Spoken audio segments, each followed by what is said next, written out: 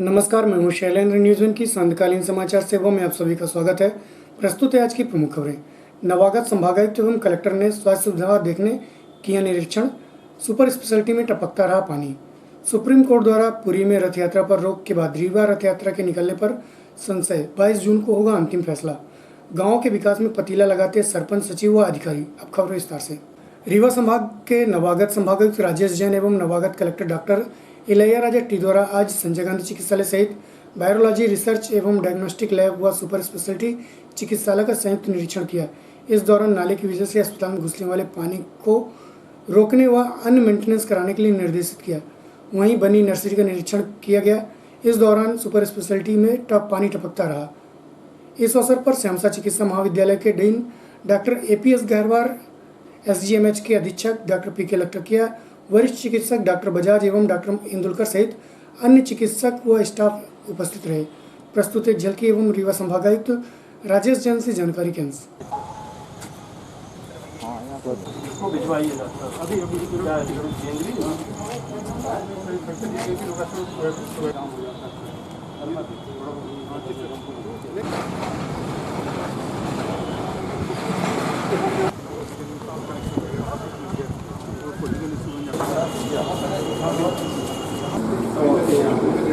ये सब चल रहा है सर।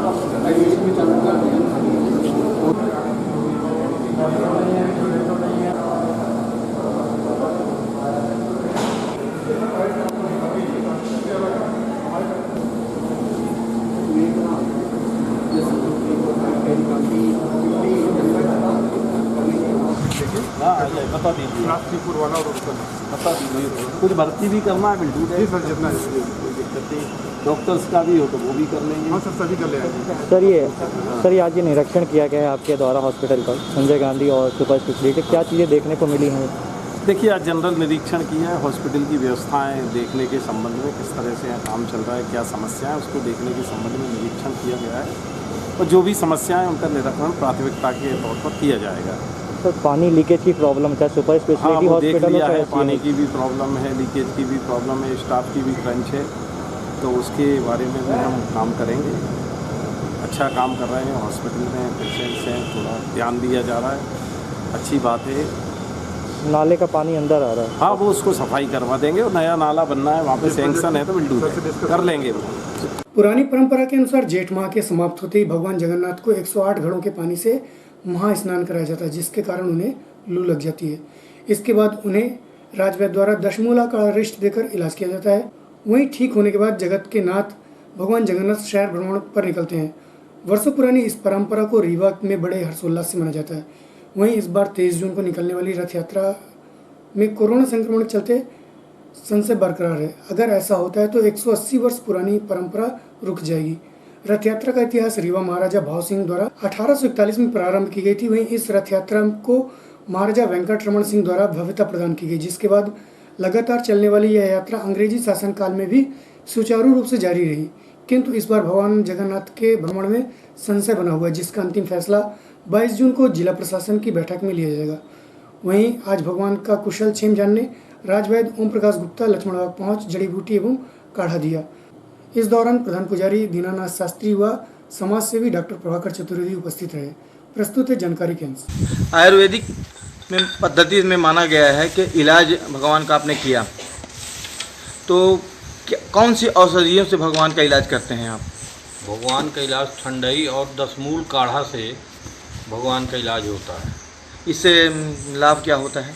इससे लाभ बुखार, सर्दी, जुकाम सब दूर होता है। कितनों दिनों में ठीक हो जाता है इस इलाज से? बस 2-3 दिन में। आज लक्ष्मण बाग स्थित जगन्नाथ जी के मंदिर में वैद्य आए हुए हैं, डॉक्टर आए हुए हैं, तो क्या परंपरा है, आप विस्तार से बताएं। ये हमारी बड़ी पुरानी परंपरा है कि भगवान जो है ज्येष्ठ पूर्णिमा को महास्नान के बाद बीमार हो जाते हैं। उसी हालत में हमारे वैद्य और डॉक्टर आकर के भगवान को ठंडई, इलाज इत्यादि करते हैं। ये हमारी पुरानी परंपरा है, पुरी में भी ये परंपरा है, उसी का मैं निर्वहन यहाँ कर रहा हूँ। आज हमारे वैद्य ओम प्रकाश गुप्ता जी, डॉक्टर प्रभाकर चतुर्वेदी जी आए हुए हैं, जो भगवान को दवा दे करके और प्रार्थना करेंगे कि भगवान स्वस्थ होकर के सबको दर्शन दे और सबको स्वस्थ होने की कृपा करें कि सब स्वस्थ हो, आशीर्वाद प्रदान करें। कितनी पुरानी परंपरा है और मान्यता क्या है दवाई का? दवाई की मान्यता ये है, अपनी परंपरा तो भाव सिंह के ज़माने, महाराजा भाव सिंह के ज़माने से यह रथ यात्रा की परंपरा चली है और महाराजा रघुराज सिंह के ज़माने में इसका विशेष रूप रहा और यही परंपरा चली है। और यही भगवान का ये भाव रहता है कि हम दवाई दे रहे हैं, भगवान स्वस्थ हों। भगवान तो सबको स्वस्थ रखते हैं, परंतु अपनी एक परंपरा है, नियम है, उसके अनुसार हम लोग कर रहे हैं। कब है जगन्नाथ यात्रा?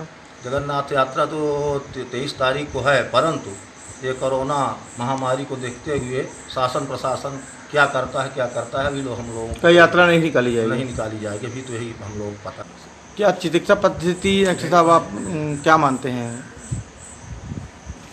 देखिए, तो भगवान लीला करते हैं, जो जगत में लीला होती है उसी को भगवान ने लीला के रूप में प्रकट किया है। आज हम जो देख रहे हैं कोरोना महामारी में, ये क्वारंटाइन नहीं हो रहे हैं लोग, 14-14 दिन के लिए क्वारंटाइन हो रहे हैं। इसी तरह कोई महामारी, कोई संक्रमण उस समय में आया होगा जो भगवान को लगा और भगवान क्वारंटाइन हुए 14 दिन तक और उसके बाद उनकी चिकित्सा चलती रही।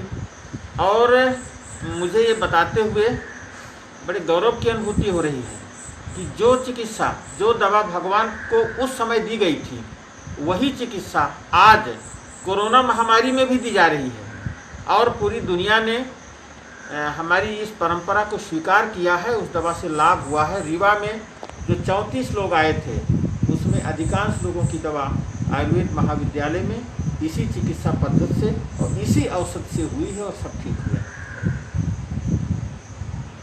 पूर्व सांसद स्वर्गीय जमुना प्रसाद शास्त्री की 23वीं पुण्यतिथि के अवसर पर आज स्थानीय यमुना प्रसाद शास्त्री महाविद्यालय में अनंत शास्त्री द्वारा कार्यक्रम आयोजित कर LAC में शहीदों को श्रद्धांजलि दी गई। वहीं इस दौरान भाजपा जिला अध्यक्ष अजय सिंह, सिरमौर प्रतिनिधि संजय द्विवेदी सहित शास्त्री जी के प्रति श्रद्धा रखने वाले लोग उपस्थित रहे। इस दौरान बताया गया कि स्वर्गीय शास्त्री जी के कुछ सपने अधूरे हैं जिन्हें हम सबको मिलकर पूरा करना है।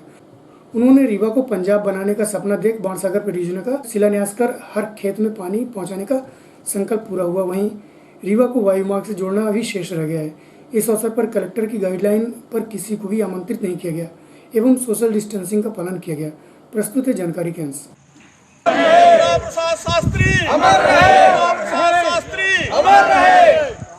जब तक सूरज चांद रहेगा शास्त्री जी का नाम रहेगा, जब तक सूरज चांद रहेगा शास्त्री जी का नाम रहेगा।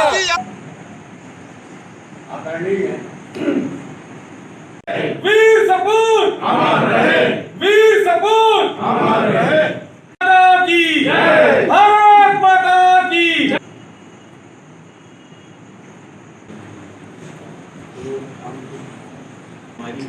कोरोना, इसके चलते हमने इस कार्यक्रम का आभार प्रकट करने के लिए हमको आज, जैसा हम सब जानते हैं कि हमारे बिंद के सपूत, जिन्होंने राजनीति को समाज सेवा माना और उस समाज सेवा के लिए अपना सर्वस्व न्यौछावर किया, ऐसे इस बिंद माटी के सपूत जमुना प्रसाद शास्त्री जी के बलिदान दिवस के अवसर पर हम आज उनके समाधि स्थल पर अपने श्रद्धा सुमन अर्पित करने आए हैं।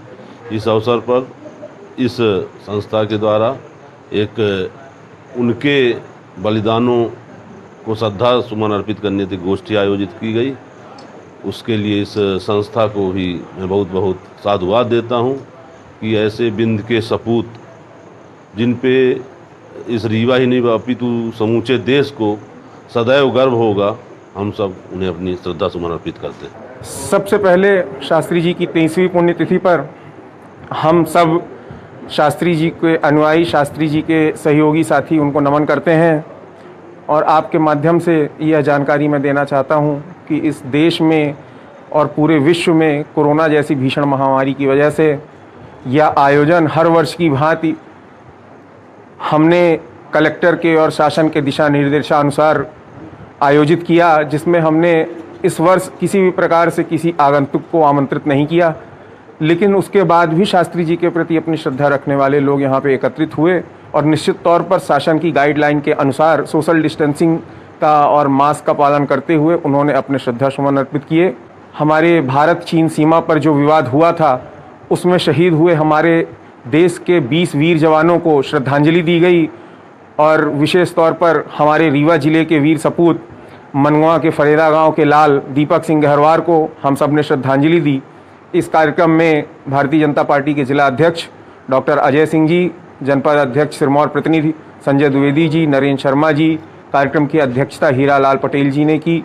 विशिष्ट रूप से बृहस्पति सिंह जी उपस्थित रहे और इस प्रकार से यह कार्यक्रम सूक्ष्म रूप से यह कार्यक्रम आयोजित किया गया, जहां पे कम से कम लोग उपस्थित रहे और शासन की गाइडलाइन का पूरा निर्देश का पालन किया गया।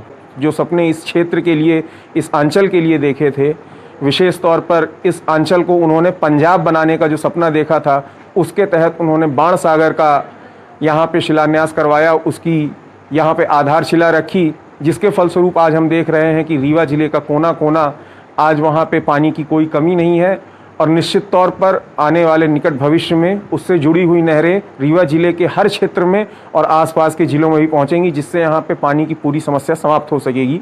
साथ ही उनका एक सपना था ललितपुर सिंगरौली रेलवे लाइन, जो सन 77 और 89 की लोकसभा चुनाव विजय होने के बाद उन्होंने लोकसभा में यह मुद्दा उठाया था। उस समय तत्कालीन कारणों की वजह से वह पूर्ण नहीं हो पाया, लेकिन इस सरकार में यह दिख रहा है कि यह कार्य लगभग अब पूर्ण होने की ओर है, उस कार्य पर प्रगति हो रही है।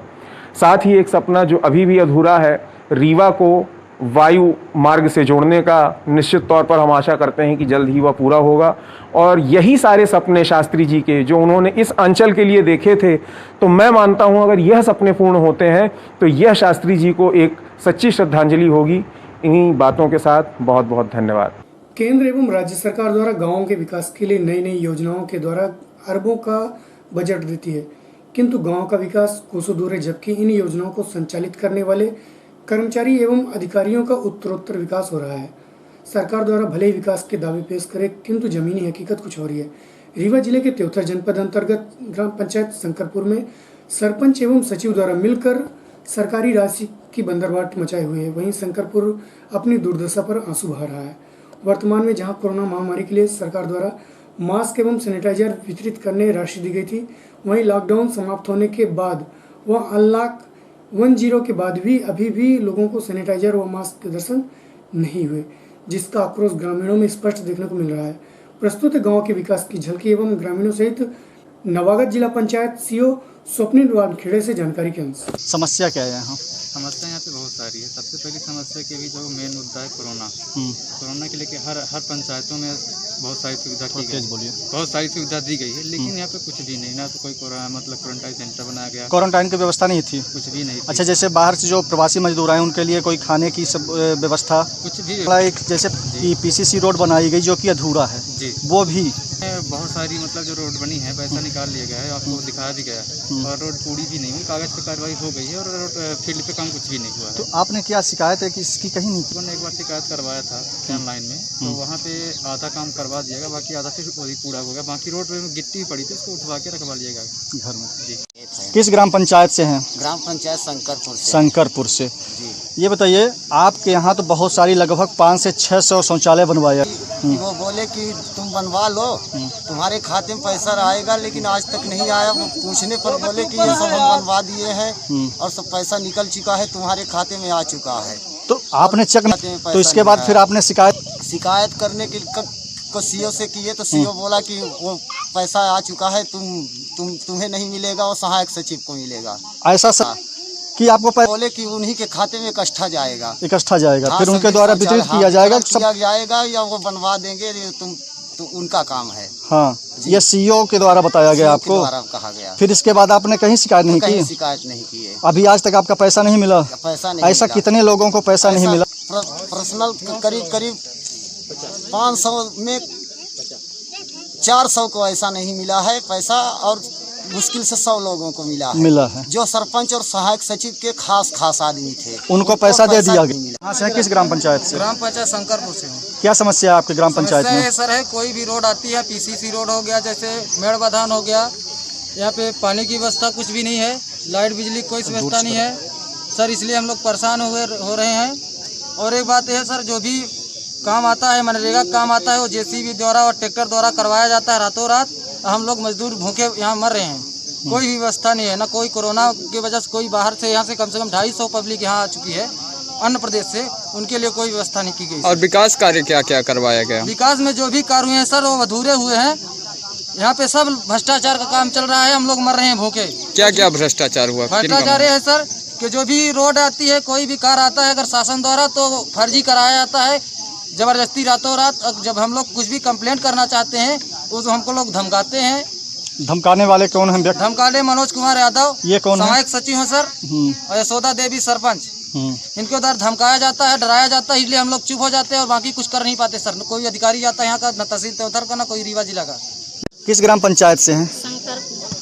क्या समस्या है आपको? समस्या यह है कि हमारा आदमी बाहर से आए रहेगा ताए, पुलिस भी डांडा मारते हैं, हुमन दाना भी नहीं है, पानी भी नहीं है हुमन से। यहाँ कहीं का है तो क्या आपके गांव आ गए आप? हमारा तो पंचायत से उनको मिला है, कुछ नहीं मिला? कुछ नहीं मिला है। या कहीं कि जाओ वही स्कूल में ही अंदर न घुसो, वही स्कूल में ही जा बैठा दो, कहीं हुमन से घर के ही जनता जो है तो उनका खाना पहुँचाओ, पानी पहुँचाओ, बाम महतारी पहुँचाओ। माने पंचायत से किसी प्रकार की व्यवस्था नहीं दी गई आपको? व्यवस्था नहीं है। पैसा तो बहुत निकाला गया। कुछ नहीं, हमको भैया कुछ पता नहीं है सर कि। अच्छा ये बताइए, सैनिटाइजर मास्क वगैरह क्या वितरित किया गया आपके ग्राम पंचायत में? कुछ नहीं किया गया। त्योतर जनपद पंचायत के अंतर्गत जो शंकरपुर ग्राम आता है, जिसके लिए आपके द्वारा ये बताया गया है कि वहाँ भ्रष्टाचार हुआ है, हम इसकी शुरुआत से ही जांच कराएंगे कि कौन सा काम कागजी हुआ है और कौन सा काम नहीं हुआ है, कागजी होने के बाद नहीं हुआ है। इसकी पूरी जांच कराएंगे और दोषी होंगे तो उनके खिलाफ जरूर कार्रवाई होगी। लालगांव पुलिस चौकी के पुलिसकर्मियों द्वारा एंट्री न देने के कारण ट्रक चालक एवं उसके साथियों के साथ मारपीट का मामला लेकर पुलिस अधीक्षक कार्यालय पहुंचा। प्राप्त जानकारी के अनुसार मनगांव थाना अंतर्गत गढ़ चौकी लालगांव निवासी ट्रक चालक संतोष कुमार कोल अपने साथी के साथ मैहर से जौनपुर सीमेंट ले जा रहा था, जिसे भटवा गांव के पास लालगांव चौकी के डायल 100 द्वारा पूछताछ करते हुए पैसों की मांग की। वह न देने पर पुलिसकर्मियों द्वारा मारपीट करते हुए लाइसेंस, कपड़े, मोबाइल से 6,000 रुपये छीन लिए, जिसके बाद चालक द्वारा ट्रक मालिक को फोन कर बाहर आया। वहीं इस मारपीट को लेकर पीड़ित पुलिस अधीक्षक कार्यालय पहुंचा। प्रस्तुत है पीड़ित से जानकारी के अंश। क्या घटना हुई?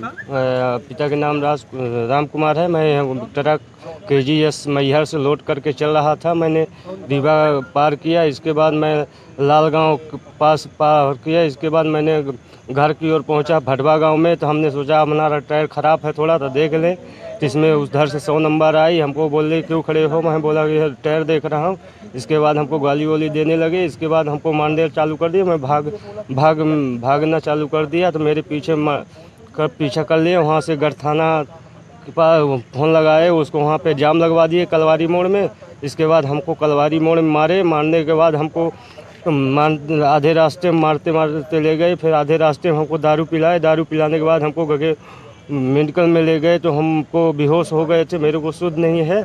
इसके बाद वो क्या करवाए, मेडिकल करवाने के बाद हमको कलवारी वापस लेके आए, तो फिर हमको फिर मारे। हमको जैसा कौन लोग मारे? ये पुलिस वालों ने मारे हमको। एक नाम तो अर्पित सिंह का जानता हूँ, और नाम तो मेरे को नहीं याद है सबसे ज़्यादा। इसके लिए बहुत मेरे को चढ़ के मारा हूँ, जैसा कि मारना चाहिए टीवी फिल्म में। जैसे चौकी थाना चौकी लालगांव की मारी है और का नाम से। इसके बाद हमको चौकी कलवारी मारने के बाद हमको कहाँ जा रहे थे आप? हम लोड करके जा रहे थे KGS से का नाम से उत्तर जौनपुर को सीमेंट ला देते थे। क्या नाम है आपका? हमारा नाम संतोष कुमार कोल। लाइसेंस, पैसा, चड्डी बनियाई पूरी मेरे नहीं थी, और पैसा मेरा छीन लिया गया, लाइसेंस भी छीन लिया गया था, मोबाइल भी छीन लिया गया था। मैं किसी को फ़ोन नहीं लगा सका किसी के सामने। इस पुलिस में जब हमको चौकी में सुबह कोई आया, अपना कुछ एक पुलिस वाले से मोबाइल लिया, तब हमने घर को सूचना दिया, सेठ को सूचना, तब सेठ का नाम से मेरे को आए, छोड़ा 6,000 लिए। इसके बाद 20,000 रुपये और सेठ से हमारे लिए का नाम से, तब हमको छोड़ा गया। फिर इसके बाद हमको थाना ले गए, थानागढ़। इसके बाद वहाँ हमको शाम को छोड़ा गया है। इसके बाद का नाम से हमको छोड़ दिया गया है, बोले कि कारण से जाओ, तब तुम्हारी अभी कोर्ट में जमानत होगी, तब तुम छोड़ोगे, अभी तुम्हारी कच्ची जमानत हुई है। तो हम सोचते हैं कि ये किस चीज़ को हमको मार हुई है, ये हम इंसाफ चाहते हैं कि हमको किस चीज़ के। चलते चलते आज की प्रमुख खबरें बार पुनः। नवागत संभागायुक्त एवं कलेक्टर ने स्वास्थ्य सुविधा देखने किया निरीक्षण। सुपर स्पेशलिटी में टपकता रहा पानी। सुप्रीम कोर्ट द्वारा पुरी में रथ यात्रा पर रोक के बाद रीवा रथ यात्रा के निकलने पर संशय, 22 जून को होगा अंतिम फैसला। गांव के विकास में पतीला लगाते सरपंच, सचिव व अधिकारी। आज की खबरों में बस इतना ही। कल पुनः उपस्थित होंगे नई खबरों के साथ। तब तक के लिए हमें इजाजत दीजिए। नमस्कार।